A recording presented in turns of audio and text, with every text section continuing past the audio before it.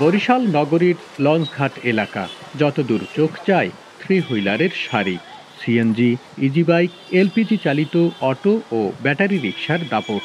সরু সড়কে দ্রুত গতিতে ছুটে চলা এসব যানবাহনের বেশিরভাগই অবৈধ।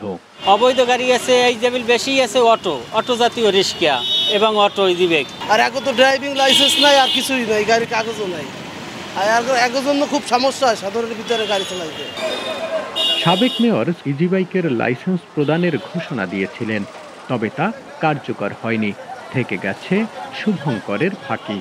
বেশি কাগজ আমগো লাগে না, কারণ আমগো তো অটো গাড়ি। ড্রাইভিং লাইসেন্স লাগে না, আমগো লাগে না, কারণ আমরা তো দূরে যাই না। 24,000 টাকা আছে সিটি কর্পোরেশন রেনিউ করতে, কিন্তু ওই লাইসেন্সের কোনো ভ্যালু নেই। সার্জেন্ট ধরলে আমরা যদি বলি স্যার আমাদের লাইসেন্স আছে, হ্যাঁ, কত অবৈধ গাড়ির নামাওকা। 58 বর্গ কিলোমিটার জুড়ে বিস্তৃত বরিশাল সিটি কর্পোরেশন এলাকায় চলছে অন্তত 25,000-এর বেশি থ্রি হুইলার।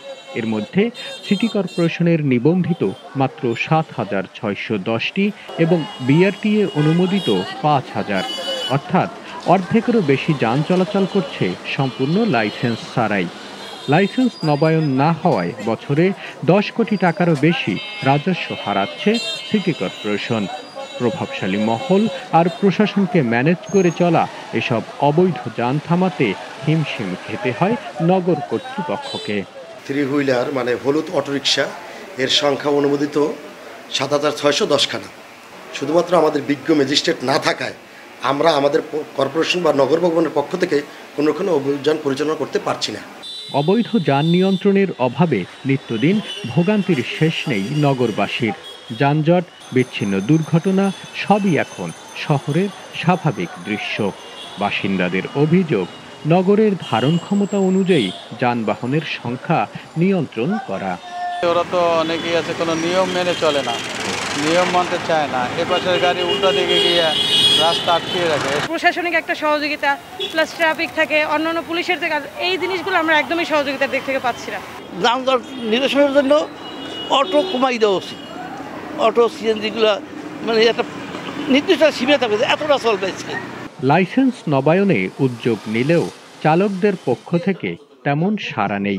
সিটি কর্পোরেশন বলছে ম্যাজিস্ট্রেট ঘাটতির কারণে পুলিশের সহযোগিতায় ব্যবস্থা নেওয়া হচ্ছে, আর বিআরটিএর দাবি তারা নিয়মিত অভিযান চালিয়ে যাচ্ছে।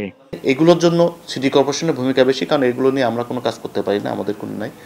সরকার চেষ্টা করছেন এই ব্যাটারি চালিত ইজি বাইক নিয়ন্ত্রণের জন্য নীতিমালা, ওই যেটা বলে আপনার ব্যাটারি চালিত যে বাইকগুলো আছে নীতিমালা, সেগুলো নীতিমালা না হওয়া পর্যন্ত এগুলোর বিষয়ে আমরা কোনো সিদ্ধান্ত কিংবা কোনো কার্যক্রম করতে পারবো না।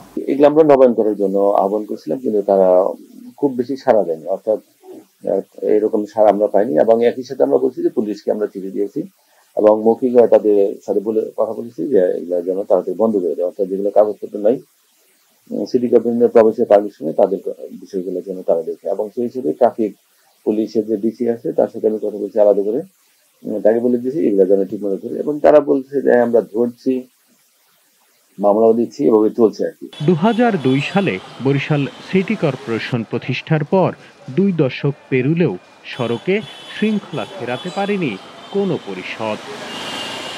সৈয়দ মেহেদী হাসান, স্টার নিউজ, বরিশাল।